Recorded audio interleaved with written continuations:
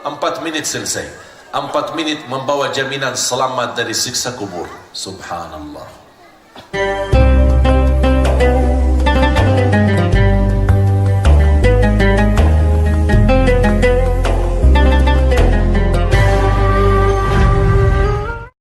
Assalamualaikum warahmatullahi wabarakatuh.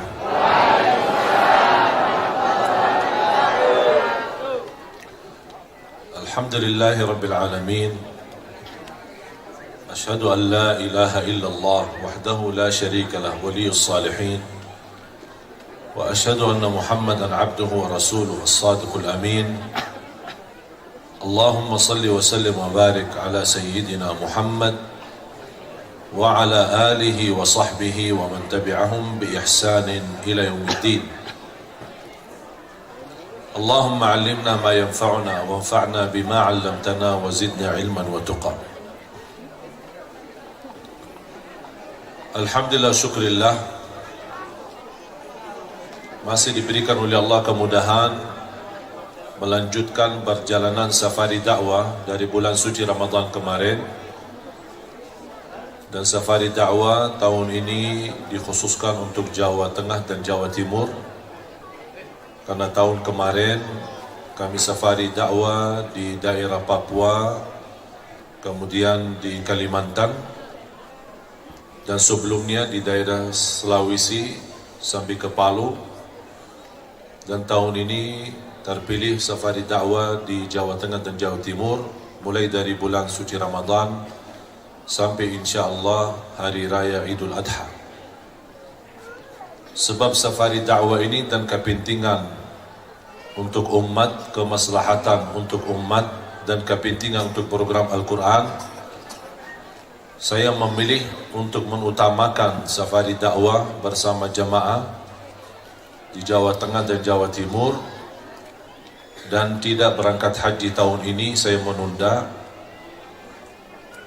demi untuk menjaga bagaimana kita bisa bersama-sama menwujudkan cita-cita mencetak 1 juta penghafal Al-Quran. Alhamdulillah, program ini sudah jalan, bukan baru mau jalan, sudah jalan. Dan Alhamdulillah di pesantren kami sendiri, di bawah pimpinan kami, dan Alhamdulillah mulai ada beberapa rumah tahfiz dan pesantren-pesantren yang terlibat ingin bergabung. Setiap anak-anak yang tamat di pesantren di bawah pimpinan kami hadiahkan umrah.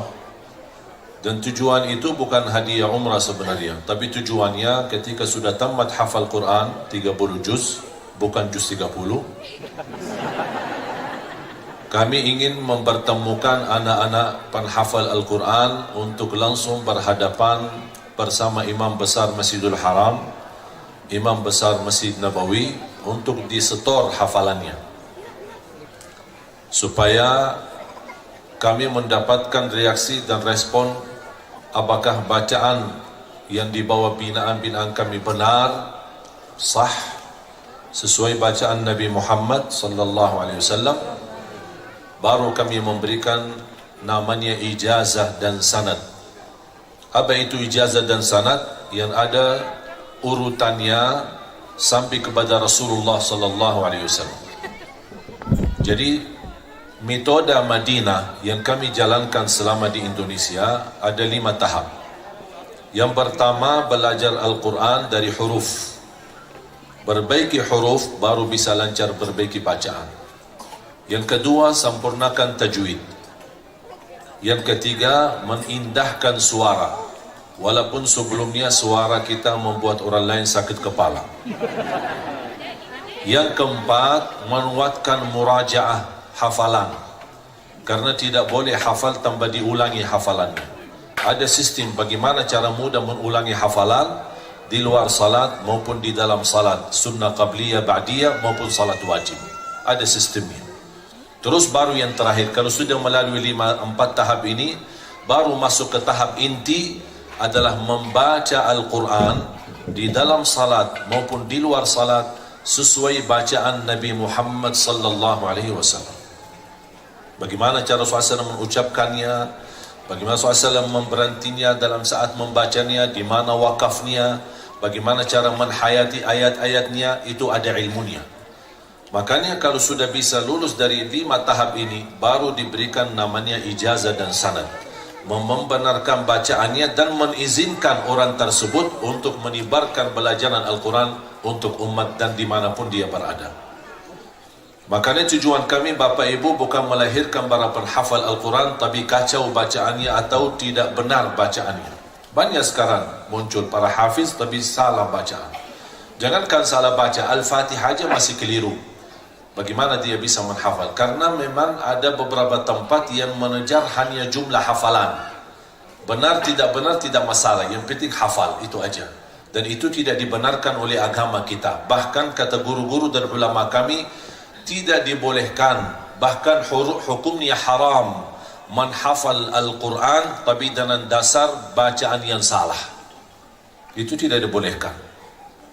Karena Rasulullah SAW memerintahkan Iqra'ul Qur'ana kama unzil, bacalah Al-Quran sebagaimana Allah turunkannya. Hukum membaca dan mempelajari Al-Quran dengan benar wajib, dan hukum menghafal Al-Quran jaiz, boleh. Dan diutamakan yang wajib daripada yang boleh. Tapi sekarang ada yang mendahulukan boleh daripada yang wajib. Hafal Quran tidak wajib, tapi memperbaiki bacaannya, terutama suratul Fatihah, itu wajib hukumnya. Terutama suratul Fatihah. Tidak sah salat kita kalau Al-Fatihah keliru. Kata Imam Nawawi rahimahullah, ada 14 tasjid di dalam suratul Fatihah. Tertinggal satu, batal salatnya. Cuba sekarang tanya diri Bapak Ibu, berapa salah dalam bacaan suratul Fatihah? Jangan-jangan kita termasuk orang yang dimaksud oleh Rasulullah SAW, 60 tahun dia salat tapi tidak ada satu pun yang diterima di sisi Allah Subhanahu Wa Taala. Nauzubillahi min dzalik. Makanya wajib mempelajari, paling tidak kewajiban itu adalah suratul Fatihah. Sudah disepakati dan diijma' oleh ulama, hukumnya wajib fardu ainin. Setiap muslim dan muslimah belajar suratul Fatihah, karena tidak sah salat kita tanpa suratul Fatihah. Oleh karena itu dalam program safari dakwah kami ini, bagaimana bisa melibatkan seluruh masyarakat Indonesia untuk menjadi orang yang bisa membaca Al-Quran dengan benar. Kalau tidak mampu menjadi penghafal Al-Quran, tidak mampu menjadi orang yang mampu tilawatul Quran dengan cara yang benar, mohon jangan gagalkan anakmu dan cucumu menjadi penghafal Al-Quran. Kalau itu pun tidak berhasil, jangan tidak ada saham, wakaf, sedekah, zakat, apa saja menjadi saham tanda baik atau saksi baik di hadapan Allah di hari kiamat, agar kita berkata, ya Allah mohon maaf, saya belum bisa menjadi penghafal Al-Quran, tapi hartaku menjadi saksi baik, mendukung dan membantu dan menolong Al-Quran agar bisa disebarkan di Indonesia dengan cara yang baik. Melahirkan 1 juta penghafal Al-Quran angka bukan mudah dan tidak kecil. Bahkan cita-cita kami insya Allah mewujudkan Indonesia menjadi negara Al-Quran. Dan tunggu, saya yakin bisa terwujud. Kenapa saya meyakini? Karena pengalaman kami, saya sendiri aja di dalam 3 tahun terakhir ini sudah meresmikan lebih dari 100 pesantren dan rumah tahfiz di seluruh Indonesia.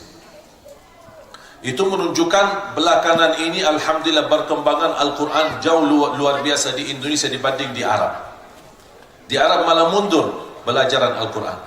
Contoh, salah satu acara favorit kita, favorit orang Arab pun yang menontonnya adalah acara Hafiz Indonesia. Tahu kan acara Hafiz Indonesia? Suka? Hanya di RCTI.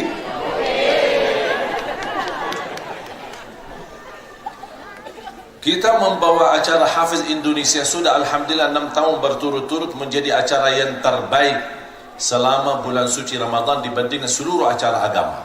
Selalu mendapatkan juara 1. Bahkan berita gembira, ada kawan saya di Arab berkeinginan karena dia tertarik dengan acara Hafiz Indonesia. Beliau ingin membuat acara Hafiz Indonesia tapi versi Arab. Saya bilang boleh, kami buatkan susunan programnya, gimana teknisnya, dan kita siap untuk bantu. Bisa diadakan di Arab, di TV Arab. Ternyata begitu kami di lapangan untuk menumbuhkan anak-anak penghafal Al-Quran dengan syarat Di bawah 10 tahun, wallahi Bapak Ibu, susah itu untuk menemukan anak-anak di bawah 10 tahun penghafal Al-Quran di negeri Arab. Bisa dihitung dengan jari, 1, 2, atau 3 orang. Alhamdulillah di Indonesia, ratusan anak-anak di bawah 10 tahun tidak bisa bahasa Arab tapi hafal Quran.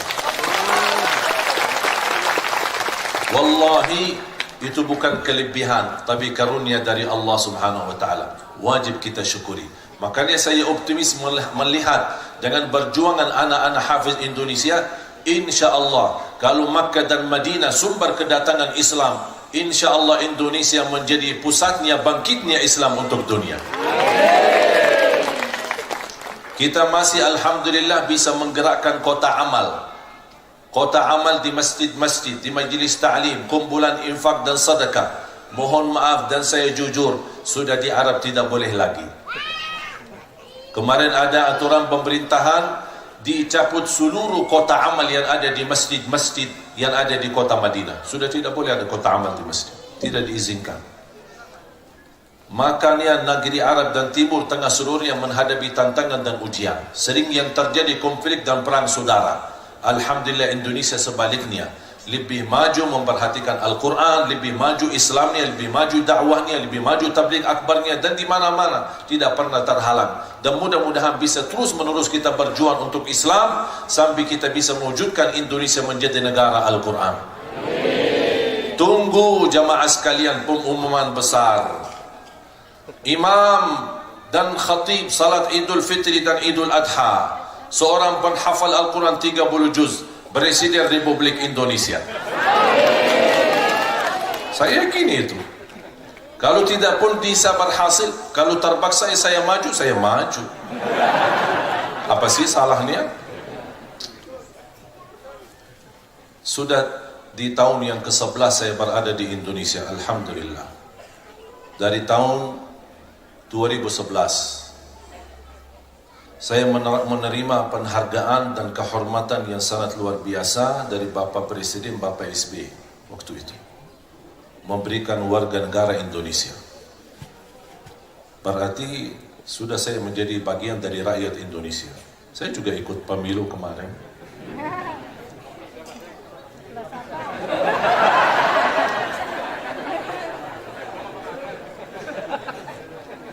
Pokoknya pemilu sudah selesai. Sekarang kita fokus untuk membangun cita-cita kita. Mau tidak mau, yang sudah terjadi, sudah terjadi. Kita tidak bisa rubah takdir.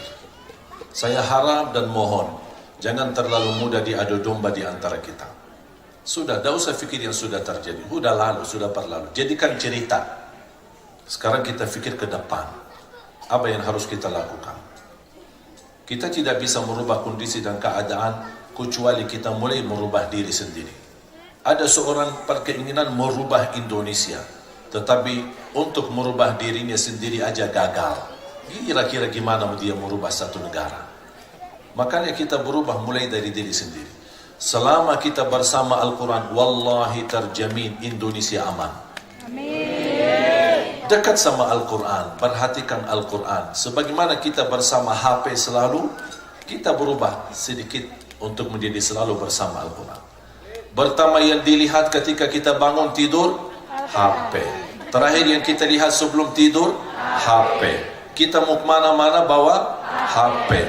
Masuk WC pun bawa HP. Bisa ketinggalan KTP atau dompet di rumah tidak apa-apa, tapi kalau ketinggalan HP kita mutar jauh untuk kembali ke rumah mengambil HP. Kalau ketika hilang HP-nya, subhanallah stresnya luar biasa gara-gara HP. Kalau kehilangan istri, biasa-biasa aja.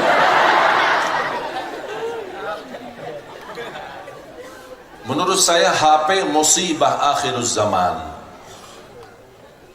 Dulu sebelum ada HP kita hidup, tidak ada apa-apanya, lancar. Makan, minum, pergi, pulang, kerja, cari nafkah, cari rezeki, apa.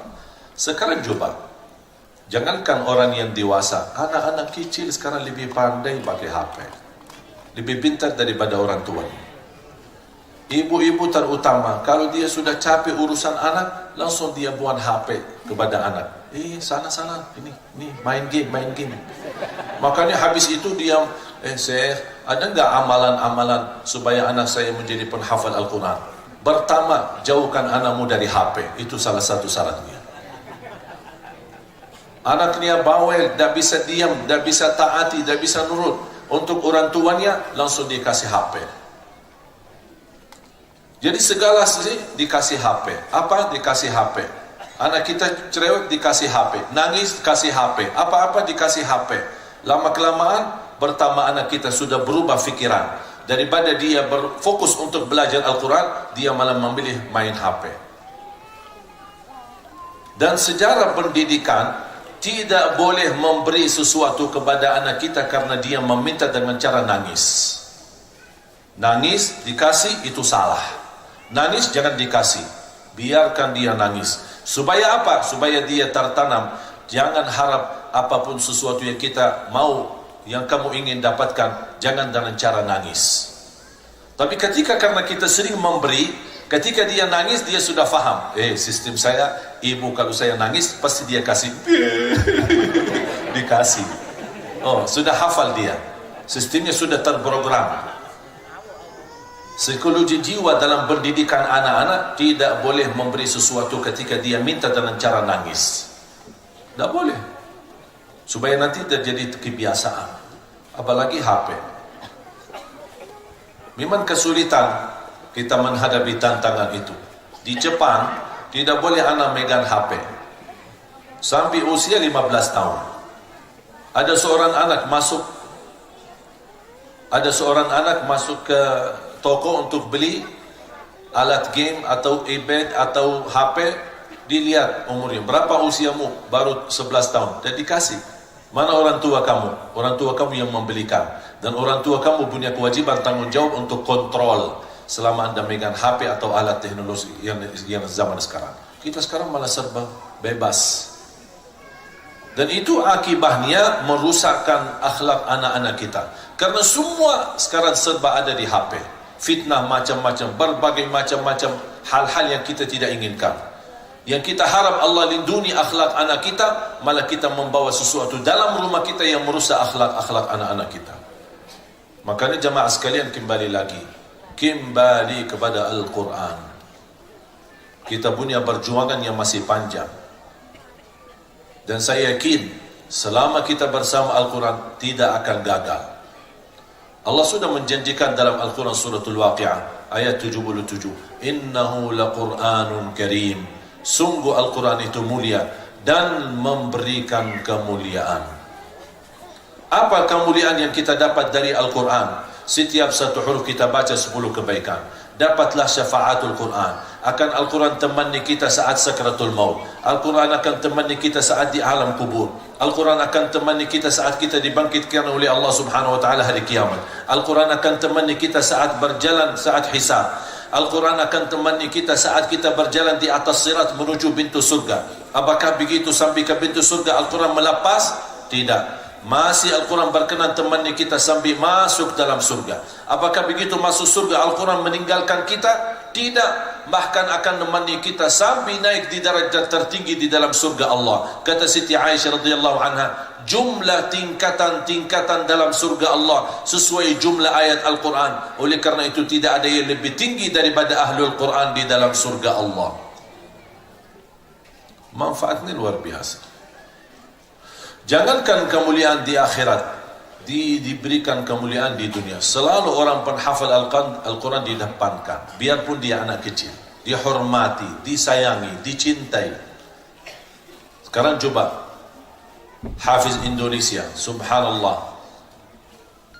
Bapak ibu menonton acara Hafiz Indonesia, acara yang sudah jadi, sudah matang. Sayang sekali bapak ibu tidak mengetahui perjuangan kami sebelum acara Hafiz Indonesia. Anda menonton acara yang sudah tampil atau muncul di layar TV. Tetapi sebelumnya 4 bulan berturut-turut bekerja keras untuk menumbuhkan anak-anak dari seluruh daerah. Ratusan anak-anak yang bergabung untuk menjadi peserta Hafiz Indonesia di acara TV. Kami bina, kami kelola, kami didik dan memilih dari ratusan orang yang terbaik untuk bisa tampil di acara Hafiz Indonesia. Dan yang lain kami tidak meninggalkan, tetap kami bina dan tetap kami kontrol. Anak-anak, anak betani, anak-anak di sawah, anak-anak di kampung, anak-anak di desa, anak-anak yatim, anak-anak yang cacat, anak macam-macam kita menemukan. Bahkan ada anak yang bagus hafalannya, tetapi masih ada keliru, malu, tidak berani tampil, ada ketakutan. Kita didik mereka. Selama 4 bulan kami ajari mereka, dari situ kita ambil yang terbaik. Habis itu mereka dipilih yang menjadi peserta Hafiz Indonesia. 2 bulan kami karantina. Masuk karantina, makan dan minum. Kita ajarin bagaimana bisa tahajud, bagaimana lumba-lumba azan subuh, bagaimana bisa tidur bersama, bagaimana bangun bersama, bagaimana bisa menjaga kebersihan. Ada dokter umum, ada dokter anak, ada dokter psikologi jiwa, bagaimana bisa menjaga perasaan anak selama dia jauh dari keluarganya. Jadi sangat dimatangkan, bahkan anak-anak rata-rata kami mendapatkan informasi dari orang tua. Alhamdulillah berkat Hafiz Indonesia, anak-anak kami menjadi pikiran yang matang, hanya fokus belajar Al-Quran. Bahkan ada anak-anak yang masuk ke Hafiz Indonesia baru hafal 5 juz, tidak begitu keluar dari Hafiz Indonesia, tidak sampai tahun berikutnya dia sudah hafal 30 juz. Begitu selesai acara Hafiz Indonesia, yang mendapatkan juara maupun yang dieliminasi, kami tidak meninggalkan, tetap kami kontrol, tetap kami bina di daerah mereka masing-masing. Sampai ada Masya Allah Azza membuka pesantren, Aulia membuka pesantren, Musa membuka pesantren, dan banyak anak, dan saya datangin ke rumah mereka masing-masing. Terakhir Najah dari Lombok, saya datangin, dia tidak tahu saya muda, saya tanya alamatnya di mana, saya datangin tiba-tiba. Sampai orang tua dan nangis, kok Syekh berkenan datang ke rumah? Iman kami bukan siapa-siapa. Saya bilang, kok kalau Bapak bilang kami bukan siapa-siapa? Justru Bapak yang memiliki kemuliaan di sisi Allah. Masa saya tidak memuliakan Bapak karena anaknya Najah penghafal Al-Quran? Dah bisa baca Quran, dah bisa baca. Kalau dikasih Quran dia dah bisa baca, dah bisa nulis. Tapi coba tes hafalannya, hafal dengan kuat, jumlah ayatnya, halamannya, kanan kirinya, atas bawahnya, nomor ayatnya dia hafal. Tapi kasih Al-Quran suruh baca, dia tidak bisa. Karunia dan nikmat dari Allah Subhanahu Wa Taala. Dan banyak contoh-contoh yang lain. Dan ini Alhamdulillah, dengan adanya anak-anak Hafiz Indonesia menjadi syiar Al-Quran. Ketika selesai acara, Alhamdulillah perkembangan Al-Quran di seluruh kampung-kampung mereka itu sangat luar biasa. Seluruh anak-anak di kampung mereka masing-masing terpengaruhi untuk mengikuti berlomba-lomba Al-Quran. Sekarang di mana-mana ada acara lomba Al-Quran. Tingkat juz 30, juz 29, 3 juz, 4 juz. Luar biasa. Ini sebenarnya yang wajib kita sadari. Wallahi itu nikmat. Dan saya yakin Bapak Ibu apalagi yang sudah tua pasti akan melihat perbedaan masa dan zaman. Walaupun kita menghadapi tantangan yang luar biasa, kerusakan akhlak, narkoba dan kejahatan, keburukan, media dan macam-macam global fitnah, tapi Alhamdulillah masih Allah melindungi negeri kita dengan keberkahan Al-Quran karena anak-anak mencintai Al-Quran. Makanya dalam program safari dakwah kami melibatkan semua jamaah, karena saya pribadi merasa Al-Quran itu bukan milik keluarga Ali Jabir, tapi Al-Quran itu milik kita bersama, dan wajib kita memiliki saham dalam perjuangan untuk menjadikan saksi baik dan amal salih di hadapan Allah. Kalau kita tidak bisa hafal, insya Allah wakaf kita, zakat kita, harta kita, sedekah kita, infak kita untuk Al-Quran menjadi saksi baik di hadapan Allah. Mudah-mudahan bisa bergabung nanti di hari kiamat bersama Ahlul Quran dan mendapatkan syafaatnya Al-Quran. Rasulullah sallallahu alaihi wasallam bersabda, "Iqra'ul Qur'ana fa innahu ya'ti yaumal qiyamati syafi'an li ashabi." Sebagaimana diriwayatkan Imam Muslim, bacalah Al-Quran karena sungguh Al-Quran membagikan syafaat bagi temannya. Bukan bagi para pembaca, bagi temannya Al-Quran. Makanya dalam gerakan safari dakwah kami mengajak umat Islam seluruhnya di seluruh Indonesia, bagaimana kita bisa mewujudkan Al-Quran temanku. Lagi stres, buka Al-Quran. Lagi pusing, buka Al-Quran. Menghadapi masalah, buka Al-Quran. Mau kemana-mana, bawa Al-Quran. Dan selalu bersama Al-Quran. Menjadikan teman sejati, teman akrab, teman yang kita kenal baik adalah Al-Quran. Supaya Allah rubahkan nasib kita menjadi lebih baik. Wallahi Bapak Ibu, Al-Quran tidak ada habisnya keberkahannya. Ayat Al-Kursi, sebagaimana bersabda Rasulullah SAW, Man qara'a ayat Al-Kursi dubura kulli salatin wa 'inda an-naum laysa bainahu wa bainal jannati illa an yamut. Barang siapa yang membaca ayat Al-Kursi setiap habis salat fardu dan ketika mau tidur, tidak akan terhalang menjadi ahli surga kecuali menunggu mati. Berarti jaminan masuk surga gara-gara berkat surat ayat Al-Kursi. Ayat Al-Kursi itu baru satu ayat. Kira-kira gimana suratul Baqarahnya dan bagaimana 30 juz? Kalau satu ayat saja bisa menjaminkan kita masuk surga Allah Subhanahu wa taala. Suratul Baqarah semestinya setiap muslim dan muslimah menjadi komitmen dan menjaga istiqamah rutin mengkhatam suratul Baqarah, minimal kalau bisa sehari satu kali, kalau tidak bisa diusahakan dalam satu minggu sudah khatam satu kali suratul Baqarah. Kenapa? Karena Rasulullah sallallahu alaihi wasallam bersabda, "Alaikum bi suratil Baqarah fa inna akhdaha barakah wa tarkuha hasrah wa la tastati'uha al-batala." Ambillah suratul Baqarah, dan barang siapa yang membawa suratul Baqarah, dia telah membawa keberkahan. Kita sangat membutuhkan keberkahan dalam kehidupan kita. Berkah rezeki, berkah kesehatan, berkah keturunan, berkah keluarga, berkah rumah tangga, berkah usaha. Bagaimana terjamin keberkahan itu selalu ada? Dengan suratul Baqarah. Dan barang siapa yang menjauhkan diri dan meninggalkan suratul Baqarah akan nyesal, kata Rasulullah. Mau gak jadi manusia yang nyesal? Jangan tinggalkan suratul Baqarah. Saya punya ibu, subhanallah, saya belajar istiqomahnya luar biasa. Tidak pernah lewat satu hari pasti khatam suratul Baqarah. Mudah ada orang menghitung, lumayan suratul Baqarah kepanjangan. Bapak Ibu, tahu nggak, mau khatam 30 juz bagi orang-orang yang lancar bacaannya, tahu nggak kira-kira butuh waktu berapa lama? 10 jam. Saya ingat di masa sekolah. Di masa sekolah kami di Madinah ada istilah libur panjang. Kalau sekolah kita di Madinah, saya masih ingat di masa SMP, SMA, kalau kita lagi libur sekolah, habis ujian nasional, naik kelas, dikasih libur 4 bulan. Bulan apa saja? Mulai tanggal 1 Ramadan sampai 1 Muharram. Itu semuanya libur. Ramadan libur, Syawal libur, Zulkaidah libur, Zulhijjah libur. Semua bulan ibadah libur. Libur sekolah. Kapan balik ke sekolah lagi untuk naik kelas? Di tanggal 1 Muharram, tahun baru Hijriah. Apa makna daripada libur ini yang panjang? Kita manfaatkan. Selalu bersama teman-teman sekolah, kita selalu berjanjian, ayo kita ke Masjid Nabawi untuk lomba-lomba di bulan suci Ramadan, sebanyak-banyaknya kita khatam Al-Quran. Saya ingat di masa itu, di masa sekolah, alhamdulillah kami bisa berhasil mengkhatam Al-Quran. Saya sendiri menghitungkan waktunya. Alhamdulillah 10 jam bisa berhasil mengkhatam 30 juz dalam membaca. 10 jam. Setiap masuk waktu salat, saya hentikan hitungan titiknya atau menitnya, kemudian saya salat, terus lanjut lagi, hidupin lagi. 30 juz selesai, 10 jam. Dengan bacaan standar bagi kami yang lancar baca. A'udzu billahi minasyaitonir rajim.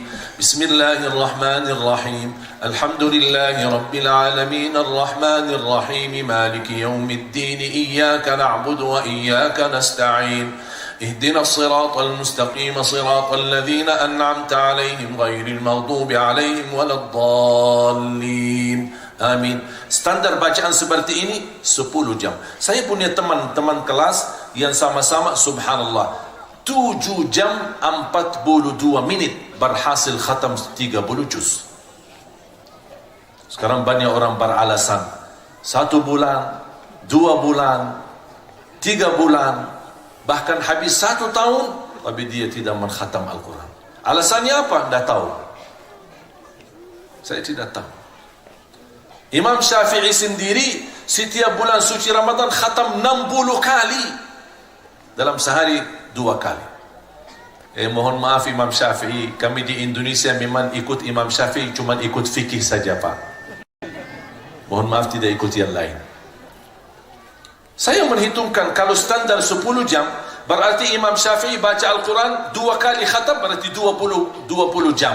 Sisa berapa? 4 jam. Apa yang dilakukan dalam sisa 4 jam? Antara urusan salat, urusan nafkah, urusan keluarga, menjaga ibunya, dan menyebarkan ilmu, menuliskan buku. Subhanallah, luar biasa. Kita sekarang beralasan.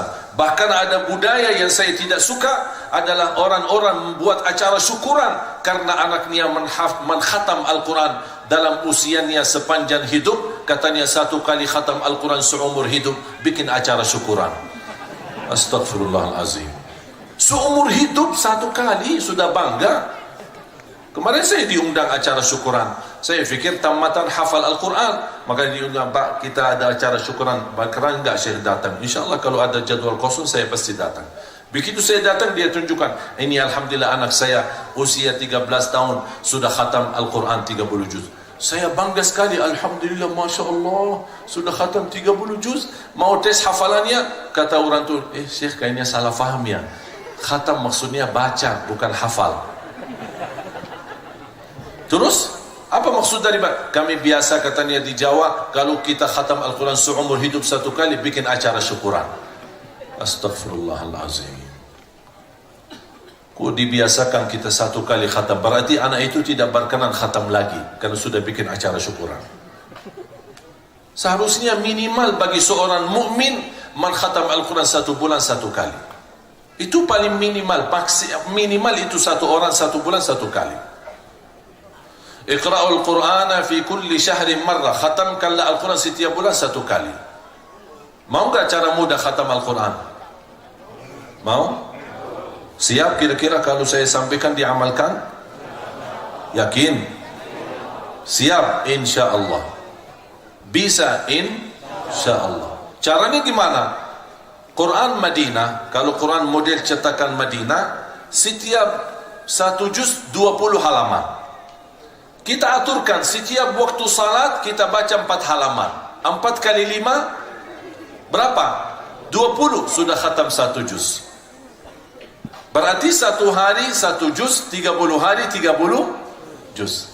Kira-kira bisa? Hah?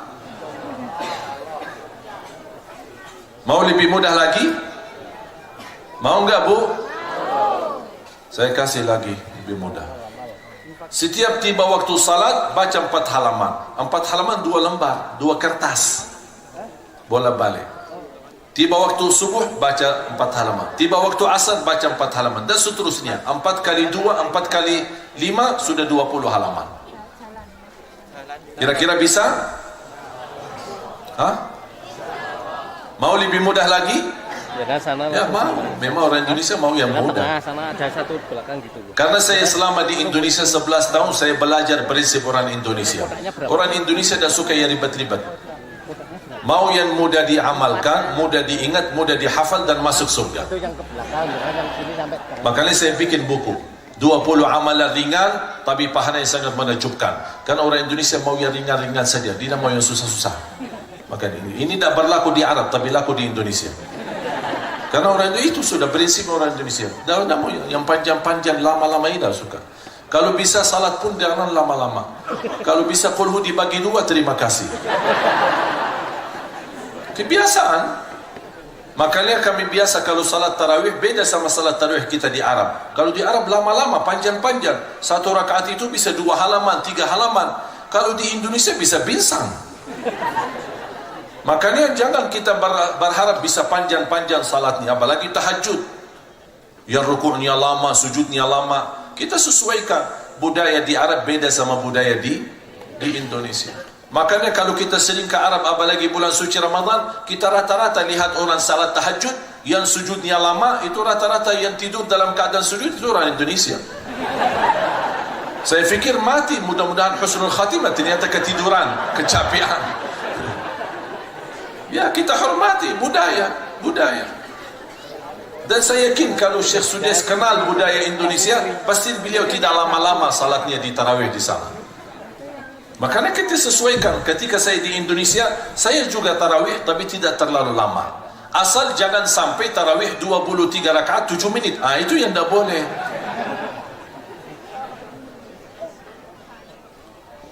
Mau nggak lebih mudah untuk khatam Al-Quran? Saya kasih lebih mudah. 2 halaman sebelum salat, 2 halaman sesudah salat. 1 kertas. 1 kertas. Sebelum salat 1 kertas lagi sesudah salat. Kira-kira bisa nggak? Masih fikir-fikir ya? Mau lebih mudah lagi? Hah? Masih mau lebih mudah lagi? Mohon maaf, yang 1 halaman, 1 lembar atau 1 kertas sebelum salat, 2 halaman sebelum salat, 2 halaman sesudah salat, itu cara yang termudah bagi orang yang paling malas. Kalau sudah tidak bisa itu, mohon maaf, saya tidak bisa sebut apa lagi. Sudah inna lillahi wa inna ilaihi raji'un.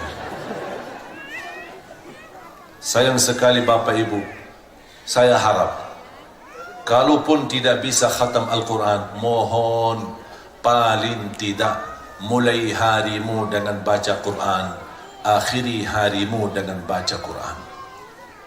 Begitu bangun, baca Quran. Mau tidur, baca Quran. Supaya di antara waktu itu Allah berkahi. Rasulullah SAW punya kebiasaan ketika bangun tidur sebelum melaksanakan salat tahajud, membaca 10 ayat daripada surah Ali Imran. Inna fi khalqis samawati wal ardi wa ikhtilafil laili wan nahari la ayatin li ulil albab الذين يذكرون الله قياما وقعودا وعلى جنوبهم ويتفكرون في خلق السماوات والأرض ربنا ما خلقت هذا باطلا سبحانك فقنا عذاب النار ربنا إنك من تدخل النار فقد أخزيته وما للظالمين من أنصار ربنا إننا سمعنا مناديا ينادي للإيمان أن آمنوا بربكم فآمنا ربنا فاغفر لنا ذنوبنا وكفر عنا سيئاتنا وتوفنا مع الأبرار ربنا وآتنا ما وعدتنا على رسلك ولا تخزنا يوم القيامة إنك لا تخلف الميعاد فاستجاب لهم ربهم أني لا أضيع عمل عامل منكم من ذكر أو أنثى بعضكم من بعض فالذين هاجروا وأخرجوا من ديارهم وأوذوا في سبيلي وقاتلوا وقتلوا لأكفرن عنهم سيئاتهم ولأدخلنهم جنات تجري من تحتها الأنهار ثوابا من عند الله والله عنده حسن الثواب لا يغرنك تقلب الذين كفروا في البلاد متاع قليل ثم مأواهم جهنم وبئس المهاد لكن الذين اتقوا ربهم لهم جنات تجري من تحتها الأنهار خالدين فيها نزلا من عند الله وما عند الله خير للأبرار وإن من أهل الكتاب لمن يؤمن بالله وما أنزل إليكم وما أنزل إليهم خاشعين لله لا يشترون بآيات الله ثمنا قليلا أولئك لهم أجرهم عند ربهم إن الله سريع الحساب يا أيها الذين آمنوا اصبروا وصابروا ورابطوا واتقوا الله لعلكم تفلحون. Surah Ali Imran 10 ayat terakhir. Kebiasaan Nabi Muhammad ketika bangun tidur baca 10 ayat terakhir daripada surah Ali Imran. Bagi orang yang belum hafal, wallahi saya jamin dalam 1 minggu paling lama 10 hari, asal rutin setiap hari dibaca. Setiap bangun tidur baca, jangan tinggalkan. selama 10 hari, insya Allah sudah hafal 10 ayat tersebut.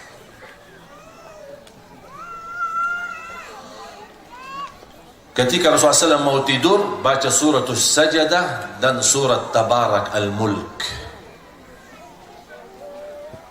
Karena surat Tabarak menjadi satu surah yang menjaminkan kita selamat dari siksa kubur. Seandainya malam itu kita tidur, Allah takdirkan kita mati, tidak bangun lagi, dan begitu melek mata malah kita lihat di hadapan kita mungkar nakir, akan Allah selamatkan dari siksa kubur berkatnya baca surat Tabarak Al-Mulk. Boleh enggak kita baca habis salat Isya sebelum tidur? Boleh.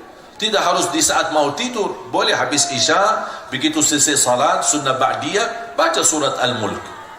Boleh enggak kita bagi suratul Mulk? Mungkin habis maghrib sebagian, nanti habis Isya saya lanjut sisanya. Boleh, tak apa-apa. Bagi orang yang lancar baca suratul Mulk, 4 menit selesai. 4 menit membawa jaminan selamat dari siksa kubur. Subhanallah.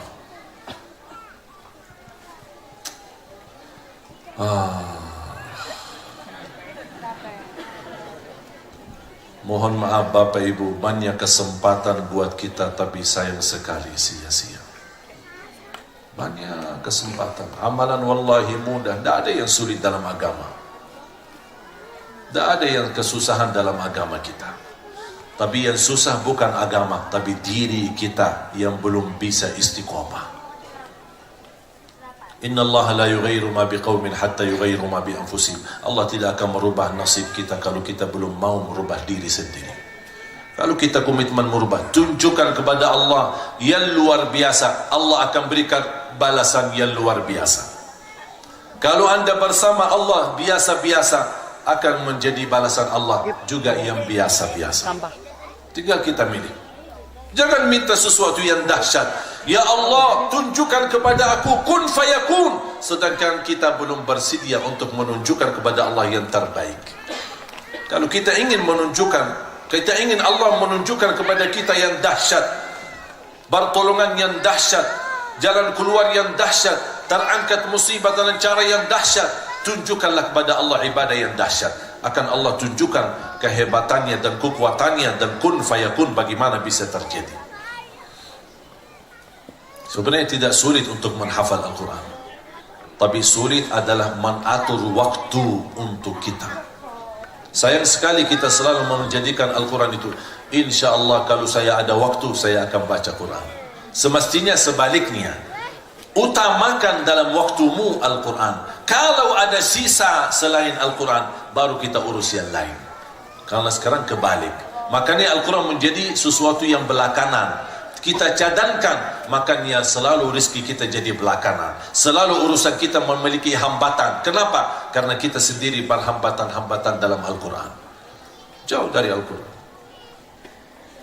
Saya paling nikmat kalau jalan macet. Kenapa saya betah di Jakarta tidak pindah-pindah? Padahal di daerah termasuk daerah ini termasuk luar biasa antusias untuk dakwah. Justru mendorong kita, yuk pindah aja ke sini. Apalagi dapat jodoh di sini, insya Allah pindah. Jadi, kenapa saya tidak pindah ke daerah-daerah? Kenapa bertahan di Jakarta? Karena suka macet. Kenapa kok suka macet? Karena berkesempatan. Karena saya sibuk dakwah dari subuh sampai malam, tidak berkesempatan baca Quran selain di dalam perjalanan. Sampai malam hari pulang ke rumah sudah capek tidur. Kapan saya bisa murajaah? Kapan saya bisa baca Al-Quran di dalam perjalanan? Makanya saya suka macet. Bisa 2 jam, bisa 3 jam. Alhamdulillah bisa khatam 6 sampai 7 juz dalam perjalanan. Makanya saya selalu berdoa, ya Allah mudah-mudahan Indonesia semua macet. Ya biar bisa khatam Quran. Kalau enggak gimana? Malu sama Allah kalau bisa lewat 1 hari. Walaupun beralasan sibuk dakwah, saya tidak mau jadikan dakwah itu alasan. Khalid ibn Walid, Panglima Khalid ibn, pimpinan perang di zaman Rasulullah SAW. Ketika dia wafat, dia memegang Al-Quran, dia menangis. Maafkan hai Al-Quran, saya tidak sempat memberikan waktu cukup karena saya sibuk dalam perang menghadapi musuh Islam. Apa kira-kira alasan kita? Kalau Khalid bin Walid radhiyallahu an, dia merasa malu walaupun dia beralasan jihad fi sabilillah, dia merasa malu sama Al-Quran karena tidak memberikan waktu yang cukup. Kita mau bilang apa sama Al-Quran? Mohon maaf ya, Quran kita lagi urusan keluarga, urusan sekolah. Khalid bin Walid urusan jihad, dia masih malu sama Al-Quran. La haula wala quwwata illa billah. Makanya jamaah sekalian, ayo kita mari atur waktu. Kita kembali memperbaiki waktu kita untuk bersama Al-Quran. Siap? Dalam kesempatan ini, dalam program Safari Dakwah, dan mencetak 1 juta penghafal Al-Quran, dan insyaAllah mewujudkan negara Indonesia menjadi negara Al-Quran. InsyaAllah kita bersama-sama berjuang. Siap? Takbir! Takbir! Takbir! Mudah-mudahan semua yang hadir dijadikan oleh Allah Ahlul Quran. Dalam kesempatan ini kami melipatkan semua jamaah untuk bersama-sama, ayo mari kita sama-sama mendukung program 1 juta penghafal Al-Quran. Saya mengajak para ustaz, para teman-teman, para da'i, pesantren-pesantren, rumah tahfiz, di mana pun berada, semua pengusaha, masyarakat, orang awam, semua terlibat sesuai kemampuan. Ada yang dengan tenaganya, ada dengan fikirannya, ada dengan ilmunya, ada dengan wakafnya, ada yang dengan hartanya. Semua ayo mari kita sama-sama terlibat dalam perjuangan ini, supaya besok kita meninggal dunia, Allah salurkan pahala bacaan anak-anak di bawah binaan kita semua bersama, agar disalurkan pahala di buku amal. Dan insyaAllah perjuangan kita dapat balasan dan pahala di sisi Allah yang tidak terputus pahalanya sampai hari kiamat, menjadi saksi baik, bergabung bersama Ahlul Quran di dunia, bersama Ahlul Quran insyaAllah di akhirat. Dalam kesempatan ini, alhamdulillah kami membawakan sesuatu kenang-kenangan untuk jamaah, menjadi hadiah. Kita wakafkan buku, wakafkan karpet sajadah Masjidul Haram. Ini karpet sajadah Masjidul Haram kami langsung membawa dari Masjidul Haram dan ada sertifikat. Berarti setiap jamaah membawa ke karpet ini akan mendapatkan sertifikatnya. Ini asli dari bekas Masjidul Haram yang sudah digunakan oleh jutaan umat yang meneteskan air mata, yang berdoa dan bermunajat dan salat. Mudah-mudahan dengan kita mendapatkan sajadah ini atau karpet ini, mudah-mudahan bisa membawa kita ke tanah suci untuk bisa kita haji, dan kita bisa sujud di Masjidul Haram secara langsung atau di Masjid Nabawi, dan bisa kita ziarah Nabi Muhammad SAW. Dan salah satu sesuatu yang sangat kami banggakan adalah mud. Apa itu mud?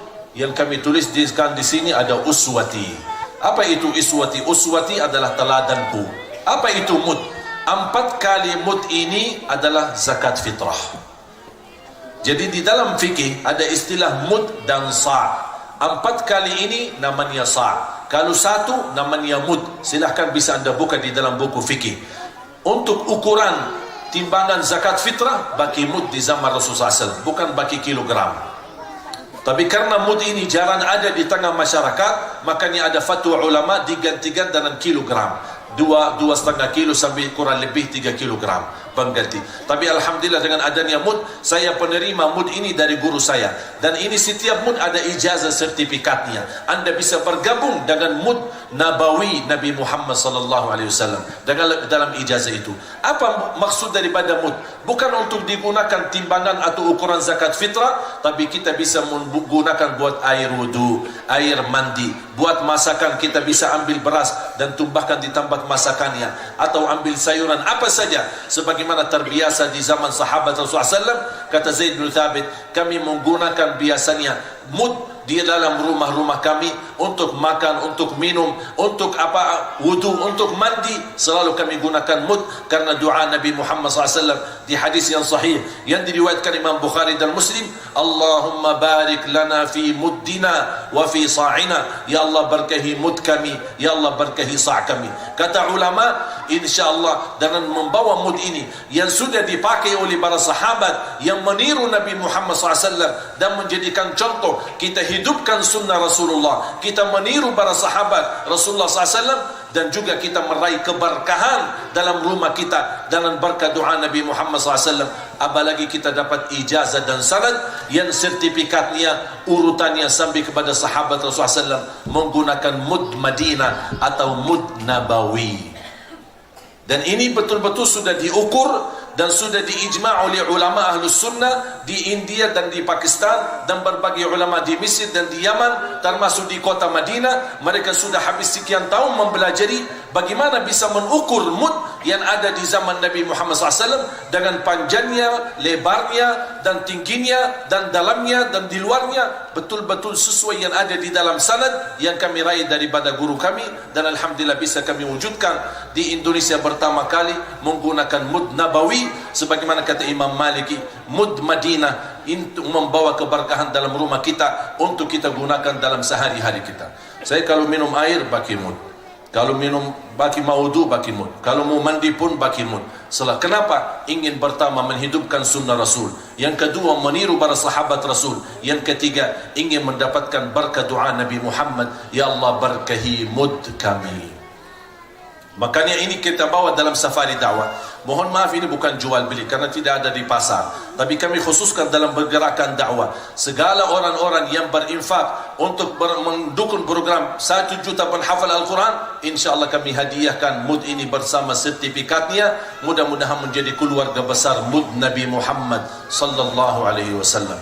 Apalagi amalan ini menjadi sedekah jariah untuk kita bersama dan menjadi syiar kita bersama. Amin ya rabbal alamin. Mudah-mudahan insyaAllah gerakan kita bisa ditolong oleh Allah dengan terwujud menjadi kenyataan, dan kita bisa bersama-sama seluruh masjid di Indonesia insyaAllah memiliki imam berhafal Al-Quran 30 juz. Amin ya rabbal alamin. Kurang lebihnya mohon maaf. Apa yang saya sampaikan mudah-mudahan bermanfaat, dan selebihnya saya serahkan kepada panitia.